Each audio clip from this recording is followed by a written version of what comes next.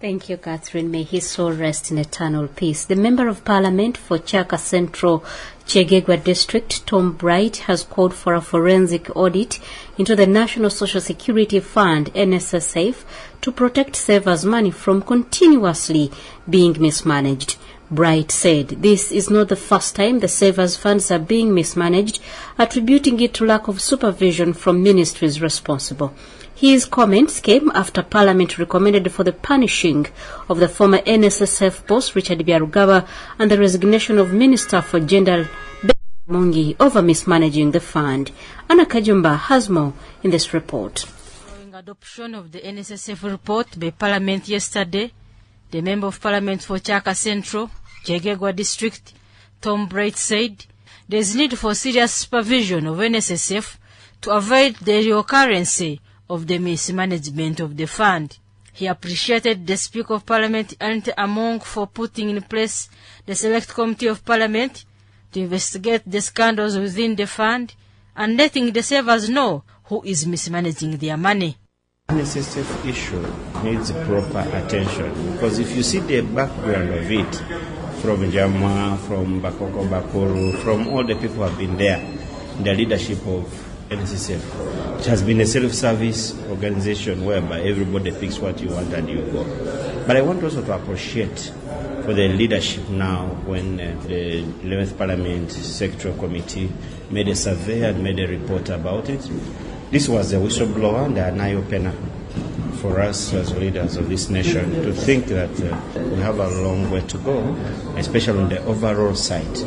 Because if you see how people have been celebrating and sharing money in different sectors, sometimes it shows the lack of supervision from the recommended ministry, which is supposed to take care of the supervision role for the sector. So to me as a leader, I would wish that it needs a total overhaul or maybe a forensic audit as the way they have recommended. These audits will help to make sure everything is kept in order, especially for the savers' money. However, MP Bright did not agree with the committee recommendation of asking the Minister for Gender, Labour and Social Development, Betty Amongi, to resign, saying she started the journey of exposing those who were misusing the fund. It wouldn't be good for me to recommend the Minister to resign because for her, she started the journey and the committee has just come on board.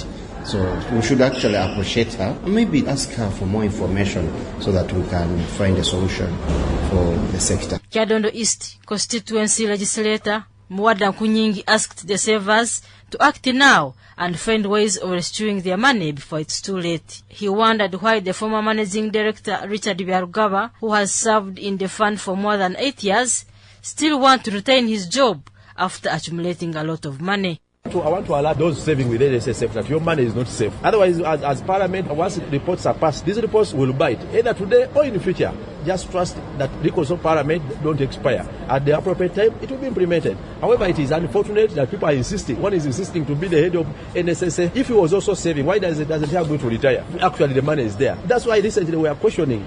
A law was passed on mid-term benefits, but people cannot access the benefits. They are complaining. Even those working in NSSF are not sure whether they will access their benefits. What about the ordinary person saving with NSSF? Earlier on, some leaders of trade unions had asked Parliament not to consider some recommendations of the Select Committee of Parliament that was responsible to investigate the mismanagement of the fund.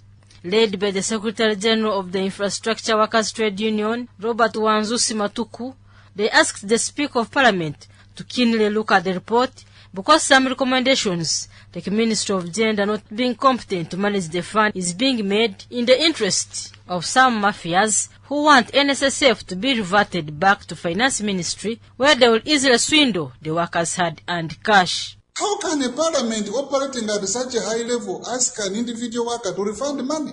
The parliamentary committee has come to do an investigation, but they seem to harbor a certain anger, and they want to find out the genesis of that anger. We think those recommendations that are being advanced, in our view, do not serve the best interest of the workers. Rather, they are trying to generate conflict and confusion in NSSF, so that based on that, somebody who is behind this will now say, let the fund move away to finance, so that we can control it from there. We are not accepting the fund to go to the Minister of Finance. our view is the fund should remain under the Ministry of Labour. The reason being, this is not a financial institution. However, Ministry of Finance can work with the Ministry of Labour in the circumstances where there's an investment for them to get the money which is available to invest, but not to take over. In her defense yesterday in Parliament, the Minister for Gender, Betty Amongi, wondered why the committee did not anywhere talk about the Finance Ministry, yet it was in charge of the fund when some scandals took place. This is where, Right Honourable Speaker, the committee has asked me to resign. The committee has recommended a criminal offence against me. The committee does not take a decision for the House. Thank you very much. The report. Honourable colleagues, I have thoroughly read the report of the committee on the 6 billion. I have scrutinized the annexes they have attached. And I have concluded that I have been condemned without facts, without evidence, without points of law. The Mwine Mpaka-led Select Committee recommended that Amongi steps aside as Minister for Gender and NSSF top management be disbanded. Reporting for NewsHour, I'm Anna Kajumba. Thank you, Anna. Minister of State for General Duties in the Ministry of Finance, Planning and Economic Development, Henry Musasizi, has challenged accountants to guard against corruption tendencies while executing their work. Musasizi was officiating at the 13th graduation ceremony of the Institute of Certified Public Accountants of Uganda held in Kampala. Sarah Natoro has the story. Murindwa, Juliet Chiwanuka Namiyomba, Joshua Kevin Mugisha, and Najib Kasole. By the powers entrusted to me as the Institute President, I congratulate all those whose names have been read upon having completed the Certified Public Accountants of Uganda course. Over 998 accountants who completed their courses as the Certified Public Accountants, Certified Tax Advisors, and the Accounting Technicians have been awarded certificates and diplomas during the 13th graduation ceremony of the Institute of Certified Public Accountants of Uganda. Minister of State for Finance in charge General Duties, Henry Musasizi, officiated at the function and challenged accountants to remain professional and serve in the interest of people by guarding against corruption tendencies. Congratulations to all of you whose names have been read as graduates of CTA and the Accounting Technicians course. Congratulations for this milestone. I am very excited, and I know how excited you are, because in 2009, around November, I was in the audience like you, graduating with the CPA course. Musasizi expressed happiness over the growing numbers in the accountancy sector, attributing it to the policies and laws put in place by the accounting professional body to guide the accountants. Promotion and growth of the accountancy profession, evidenced by the graduates I'm seeing in this audience. They were telling me that over 120 accountants qualify at every sitting, but all combined, you see, we have made a considerable progress. To have accountants who are qualified and registered members of the Institute of Certified Public Accountants. There was a matter on NSSF concerning their CFO, who is not a member of the Institute of Certified Public Accountants. And we are faulting the people who employed him for having done so irregularly because they faulted the law. The President, Institute of Certified Public Accountants of Uganda, Constant Othieno Mayende, said there are numerous training opportunities for accountants provided by the Institute to enable promotion and growth in the sector. I would like to draw your attention, Honorable Minister, to a special category of graduates. In 2019, the Institute introduced the CPA Scholarship Program as part of the Institute's corporate social responsibility, with the aim of nurturing young talent in the field of professional accountancy. Their progress was definitely disrupted by the pandemic, but we are happy that some have started to complete the course. Therefore, this is the first graduate beneficiaries of the CPA Scholarship Program. He challenged accountants to fully register with the Institute of Certified Public Accountants of Uganda, as this ensures their recognition in the accounting sector. My appeal to the CPA graduates is to consolidate their professional journey by becoming CPAs, so that that title CPA comes after your name or before your name. So CPAs are regulated by the Institute. Therefore, their professional competence and professional conduct can be proven. In the unlikely event that a CPA is found culpable of professional misconduct, the Institute can be approached to institute disciplinary proceedings against such an individual. Some of the accountants shared their moment of joy after being awarded. Nakano Josephine, I feel so great for having completed this course because it has been a struggle. It's been a long journey. I'm working, so I'm not looking for a job. I'm already a professional in the field, Uganda Agribusiness Alliance, and I'm the finance manager. Isaac Waswa, now CPA Isaac Waswa. I feel so happy that finally I'm a certified public accountant. I joined the other team to bridge the gap between accountability, result performance, to help government enforce all the accountability needs in this country. I feel so happy after struggling for a long time to finish this course, and I thank God for that. I work for Mengo Hospital and I manage the eye department, and I'm happy that I am bringing another dose of performance to my organization. There are about 4,000 professional accountants in the country, a situation that calls for more to enroll in the sector. Fonizawa, Sarah Natolo, reporting. The East African Community Affairs Ministry is facing a challenge of locating some of the pension beneficiaries. First Deputy Prime Minister and Minister for East African Community Affairs, Rebecca Alitwala Kadaga, says the money meant for pension payment will be returned to the Consolidated Fund at the end of year if not claimed. She noted that her ministry is doing all they can to ensure that eligible beneficiaries receive their pension in accordance to the Pensions Act. Mary Prima Awol reports. Addressing journalists, the Minister of East African Community Affairs, Rebecca Alitwala Kadaga, said that they are tracing 166 former employees of defunct East African Airways Corporation who are eligible for pension payment. She noted that they are working together with a committee comprised of the Public Service, Finance and Justice and Constitutional Affairs Ministries to find the pension beneficiaries or their close family members in case they passed on. Kadaga accounts for the monies government required to pay the 9,283 beneficiaries. The government of Uganda by 1992-1993 had released a total of 15,853,742,985. But at that time, government still needed another 45,525,502,324 to clear the backlog of all eligible beneficiaries. So the total liability came to 61,379,245,309. So the claims were as follows: General Fund Services, 14,525,884,738.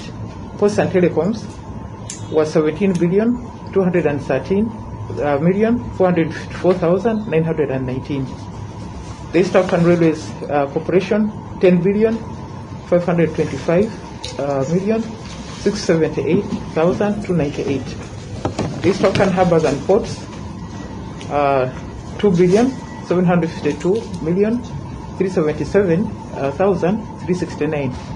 East African Airways, 508,107,000. She added that employees who served under the East African Examination Council and the Eastern Africa National Shipping Line cannot receive pension because the companies had a separate provident fund and was not part of the assets of the East African community. She also addressed the allegations about some people claiming that they were underpaid. So far, 460 pensioners have been paid after verification and authenticity ascertained. 624 are claimers with outstanding arrears, while 397 pensioners are of the East African Community Ministry. Kadaga has called upon eligible pensioners to approach her office so as to receive payment before end of year. Reporting for News Hour, Mary Prima Awor. Thank you, Mary Awor. Now let's go for a break. We'll be back in a bit. The Uganda Water and Environment Week is back. Join us as we deliver value internally and externally by promoting a multinational integrated approach that links all sectors of water and environment, and also explore and deliberate on the water and environment resources to climate resilience. The week commemorates 3 sector days of World Water Day, World Forestry Day, and World Meteorological Day. The Uganda Water and Environment Week will take place from 12th to 17th March 2023 at the Ministry of Water and Environment headquarters in Luzira, under the theme Water and Environment for Climate Resilient Development. Uganda Water and Environment Week is organized by Ministry of Water and Environment through the Water Resources Institute with support from development partners. Welcome back. You're still tuned to BBC Radio. This is News Hour with me, Juliet Naig, and Catherine Nambi is my producer. The Ministry of Water and Environment has launched the 2023 Uganda Water and Environment Week, which will run from 12th to 17th March. The event will be the 6th of its kind and will involve several activities aimed at building synergies of conserving water and environment in the country. Diano Orain-Peters has more. The Uganda Water and Environment Week is a week-long event organized annually by the Ministry of Water and Environment. This year's event will be held at the Ministry headquarters in Luzira from 12th to 17th March under the theme Water and Environment for Climate Resilient Development. Addressing journalists at the Ministry headquarters, Sam Cheptoris, the Minister of Water and Environment, noted that the event aims to provide a platform for stakeholders to dialogue on issues pertaining water and environment. Since its initiation in 2018, the event seeks to provide an interface for sector actors and other stakeholders to dialogue and exchange views, knowledge, and experiences on issues related to water and environment resources. The event will be celebrated with the annual commemoration of 3 important international days: World Forest Day, World Water Day, and the World Meteorological Day. He says awareness campaigns, debates, among other activities, have been lined up in this Water and Environment Week. What are the key highlights of the Uganda Water and Environment Week? 1. Working for water and environment for climate resilient development. The work began from Kingfisher Oil Development Area in Kikube district. Awareness campaigns and cleanup exercises on restoration activities, field visits, youth debates, football matches, etc. have been organized by regional deconcentrated structures of the ministry in various locations to deal with key pressing issues in those regions. In line with the Water and Environment Week, a mini marathon will also be held on Saturday in Jinja City. According to David Nsubuga, a Rotarian and also the director Promote Uganda, the mini marathon is aimed at fundraising resources that will be used to clean up Lake Victoria. Our Lake Victoria, which is a treasured asset, is being polluted at a very, very fast rate. So as Rotarians, we thought we needed to do something about it. And we have started a campaign of a run for the Nile, with the objective of raising resources to clean up our lake. Already Rotary International has set up a fund of about $18 million, which we can access to clean this lake. So we are starting a run. It will be an annual run activity of the Uganda Water and Environment Week. So it is starting tomorrow at Jinja, at the agricultural showgrounds, starting at 7. He notes that Lake Victoria, among other water bodies in the country, has enormously been polluted, which calls for urgent attention from all stakeholders. We know that there are many Ugandans who use this resource. Lake Victoria is the livelihood of many. Many of us consume water from that lake. But National Water and Sewage Corporation is having a big challenge of purifying this water because it is highly polluted. To what extent has Lake Victoria been polluted, and who are responsible? Many of these places around the lake have been polluted with plastic bottles, polythene papers, toxins from flower farms, toxins from factories. And all this is making it difficult for even the fish that we eat to survive. Uganda is largely dependent on the agricultural sector, and this is driven by the exploitation of natural resources, including water and environment. At this year's Water and Environment Week, there is hope that Ugandans will be informed on how they can do farming sustainably while also conserving the environment. Reporting for News Hour, I'm Diano Olweny-Peters. Thank you, Diano Peters. Already now, this takes us to our weekly business roundup, where cybercrimes are on the rise in Uganda's banking sector, and therefore bankers and customers must be cautious. On the other hand, experts contend that Uganda has no capacity to fully finance its national budget. Experts, while Uganda Railways has launched Tutambule Fena campaign. Now let's hear details of these stories as compiled by Dennis Sigowa. Uganda has no capacity of financing its national budget from the revenue sourced internally, says Professor Fred Muhumuza, a seasoned economic expert. Muhumuza argues that a constrained economy cannot thrive without external financing. We have seen here that the domestic debt is really eating a good portion, 6 trillion in the coming year. That money could have gone to drugs, that money could have gone to paying the teachers, that money could have gone to supporting agricultural farmers, but because of the previous obligation, that has come in as a constraint. To curb worrying situation, government has plans of servicing priorities from income sourced from within. We seek for a candid view from Professor Fred Muhumuza, a seasoned economic expert. Now, we see government taking a decision to say, I will not borrow more. Now, that may be true or not true. It's a good intention, really, if you speak at it from the intention point of view. But the obligation that government already has, which cannot be undone. Now, when you look at them in that space, it's not possible that we are not going to borrow. Because Revenue Authority is not going to raise the money, and yet the obligations to do are actually already in-house. So it might take a time, maybe another 3-4 years or 5, to see this tempo go down. But it will also take serious decisions to restructure the government. According to a recent report, Uganda's public debt stock increased by 22% from 57 trillion shillings in the 2019-2020 financial year to 70 trillion shillings by the end of 2020-2021 financial year. Building a strong digital economy calls for greater public and private sector collaboration in setting up a conducive environment and infrastructure. This was emphasized at the Digital Economy Showcase in Kampala, organized by the Innovation Village. There have been many reasons why internet has been expensive, majorly being inadequate access to what you call, there is the bandwidth.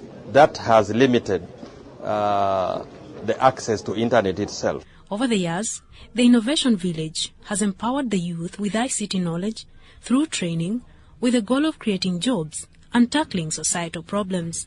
If you ask me, one of the most important things I celebrate in Uganda's startup ecosystem.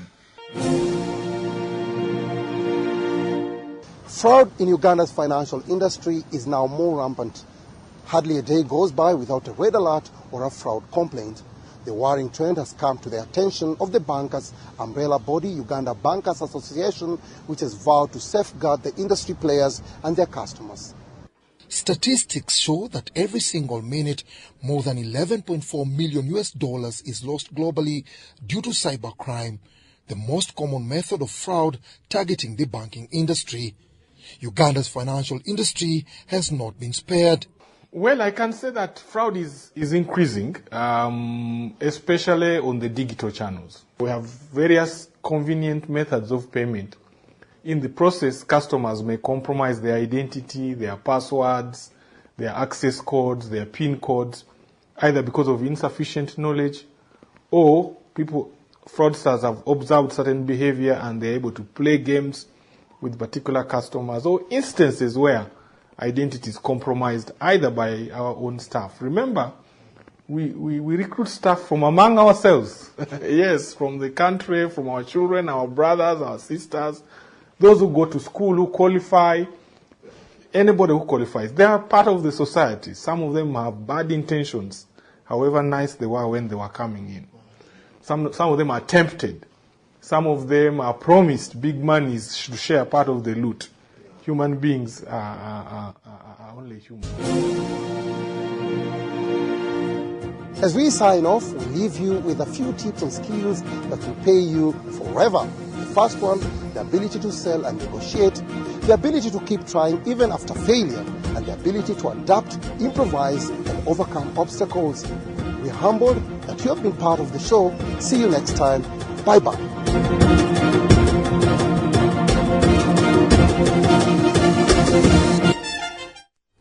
Thank you, Sigoa. Now, Terego and Madiokolo districts are feuding over 3 primary schools, and Uganda district residents have been warned against selling their land to speculators targeting the nuclear energy power plant project. Details in this Upcountry News Roundup by Catherine Nambi. Officials in Terego and Madiokolo districts are embroiled in a dispute over the ownership of 3 primary schools. The affected schools are Ocheya Primary School, Odubu Primary School, all in Uriyama Sub-County, and Ariwa Primary School in Odupi Sub-County, Terego District.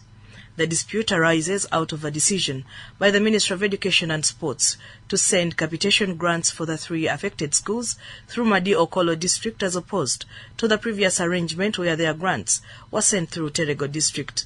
Sunday Aikoru, the Terego District LC5 Vice Chairperson, explains that due to the unresolved border dispute, some officials have taken advantage of the situation to attempt to carve the affected primary school into Madiokolo, and yet the schools are located in Terego District. She further notes that it is unfortunate that the capitation grants for the affected school is paid through Madiokolo District, and yet the teachers in 3 schools are paid salary by Terego District local government. Madi has taken the initiative to cut out 4 primary schools, but on the document there are 3 primary schools. Chair, Udobu, Ariwa, the 4th one is Kredoku, which is people inside very punishing in Udupi Sub-County. The teachers of these primary schools are being paid by Terego local government. And the UPE right now goes to Madiokolo local government. Benson Otim, the Chief Administrative Officer for Terego District, confirmed that the 3 schools have not been receiving capitation grant for the past 3 quarters of the current financial year. I can't say their capitation has gone to Madiokolo, that one I can't say. But I can confirm that as the cow, these 3 schools have not received capitation. I wrote to Ministry of Education requesting to know if these 3 schools have new status. I wrote to PS, I have not yet received anything back. Ismail Drabe, the district chairperson for Madiokolo, has dismissed allegations that the decision by the Ministry of Education and Sports to send capitation grants for the 3 affected schools through Madiokolo district is a plot to grab the 3 schools from Terego district. Madiokolo and Terego districts, which were carved out of the Greater Arua district, became operational at the beginning of the 2019-2020 financial year and July 1st, 2020, respectively. And in Buyende district, Ministry of Energy and Mineral Development has warned residents to desist from hurried sale of their land to speculators who are targeting the 34 trillion shillings nuclear energy power plant project in 2031.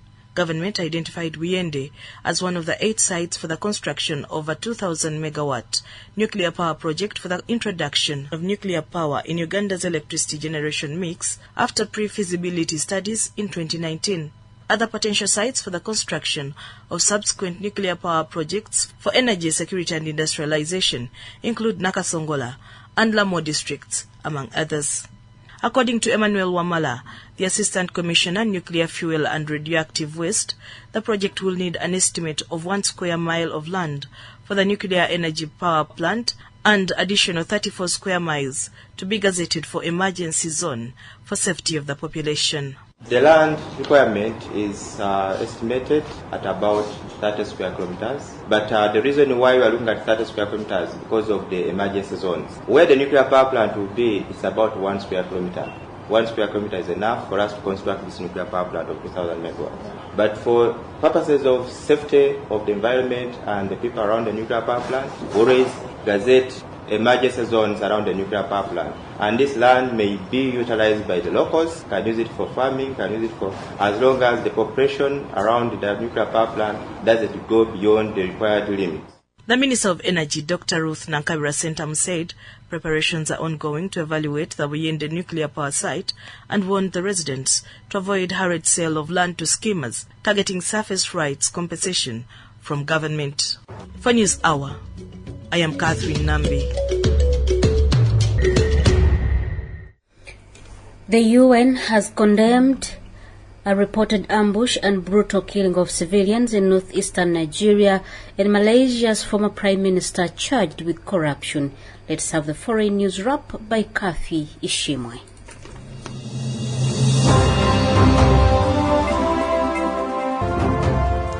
Foreign news. The UN has condemned the reported ambush and brutal killing of at least 37 civilians in Mkdolo village in Ngala local government area of Nigeria's northeastern Borno state. Dozens of villagers were shot dead in an attack by suspected Islamic State West Africa Province ISWAP militants, report says. The attack took place near a stronghold of Boko Haram insurgents. Aside from the deaths, several others were also injured, with many still missing following the deadly attack. Security sources say that dozens of the ISWAP fighters riding on motorcycles stormed a field and began shooting sporadically.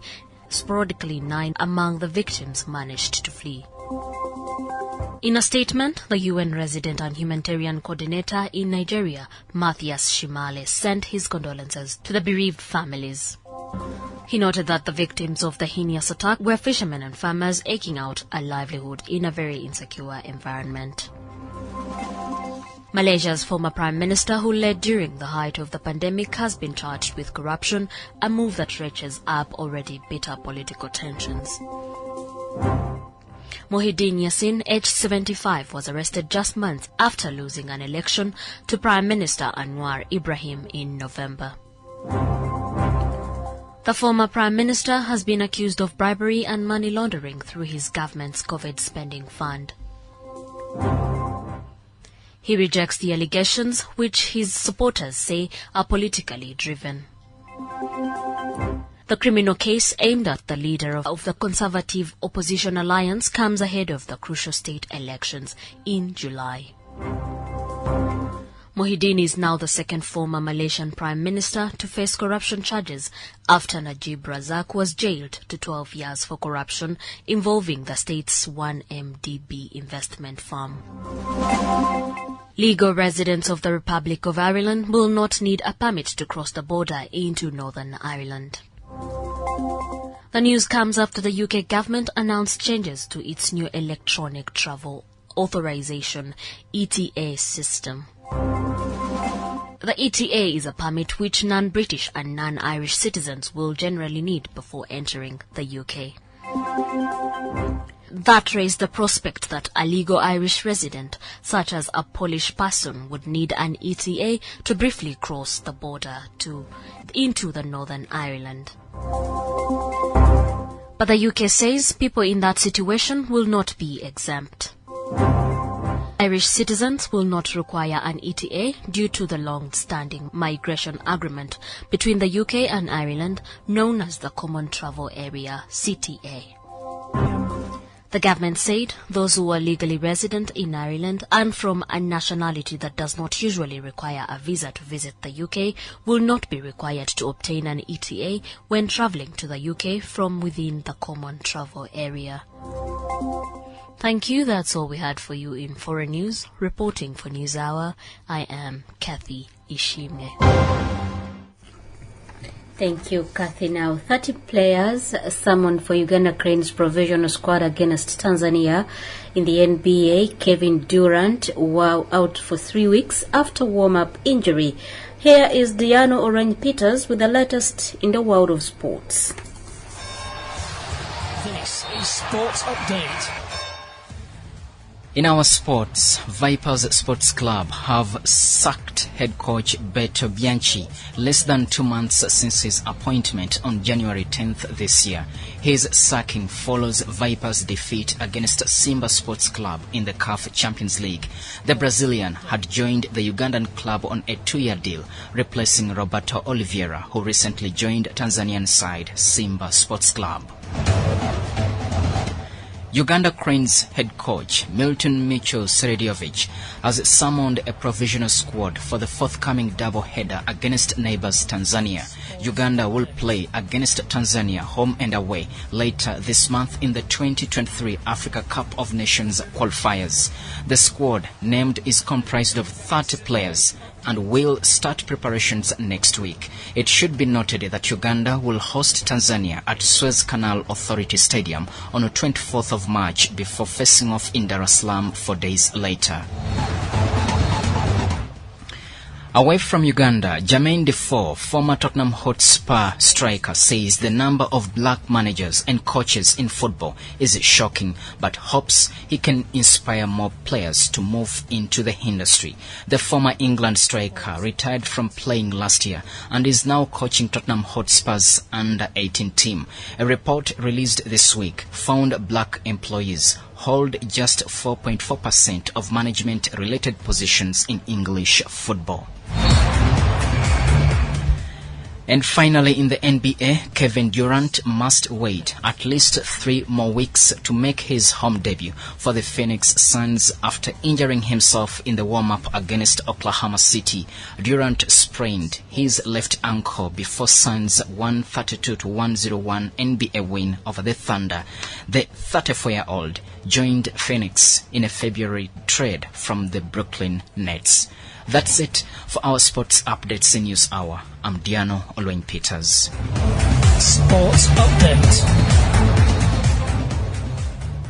Thank you, Peters. Now weather forecast for tomorrow in the morning. The southern region is likely to be cloudy with isolated light showers, whereas the northern region and some areas of West Nile region are likely to have sunny intervals with light rain.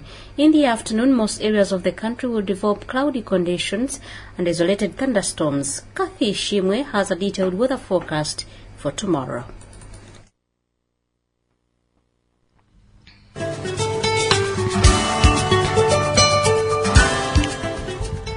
In our weather forecast for tomorrow, Saturday, 11th of March 2023, starting with the Eastern Lake Victoria Basin in Tororo, Busia, Bujiri, Mayuge, Iganga, Jinja, and Namaingo, we are likely to have isolated showers in the morning and isolated thunder showers in the afternoon, with temperatures ranging from 25 degrees to 28 degrees Celsius. Central Lake Victoria Basin in Buyukwe, Kayunga, Mukono, Kampala, Entebbe, Wachiso, Mpigi, Buvuma, and Kalangala, we are likely to have isolated thunder showers in the morning and in the afternoon, with temperatures ranging from 23 degrees to 25 degrees Celsius. Western Lake Victoria Basin in Rakai, Kadisizo, Masaka, Lwengo, Bukomansimbi, Kalungu, Sembable, and Yantonde, we are likely to have isolated thunder showers in the morning and thunderstorms in the afternoon, with temperatures ranging from 24 degrees to 26 degrees Celsius.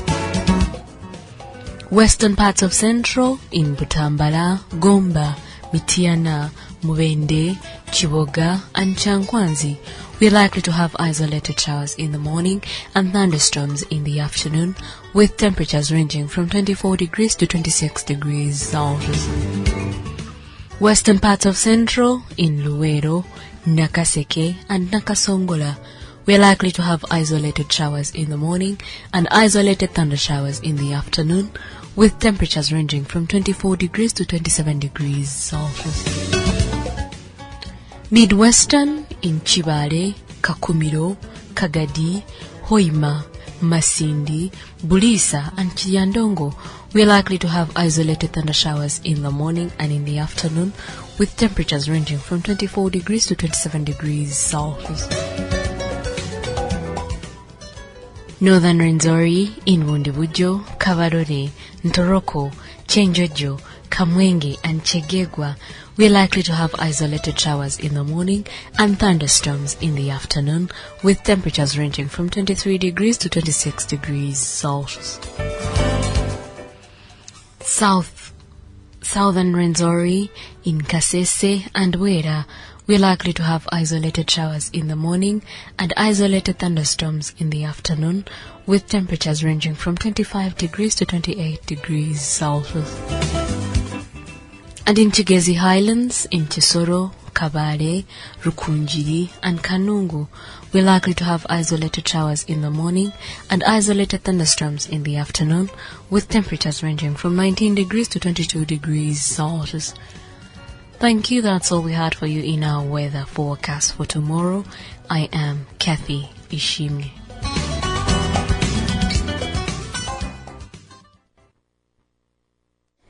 Thank you, Ishimwe Kathy. Remember to carry your umbrella as we are expecting some rain tomorrow. For now, that's what we managed to prepare for you this Friday. This program will be running on Monday, but tomorrow we're having a recap of the top stories in the week, so don't miss that program at 8 p.m. For now, my name is Juliet Naiga. My producer is Catherine Nambi, and the entire news crew. We want to wish you a blessed night. Bye-bye. Join us again for News Hour, broadcasting on weekdays, 8 p.m. on the UBC Radio Network. UBC, inspiring Uganda.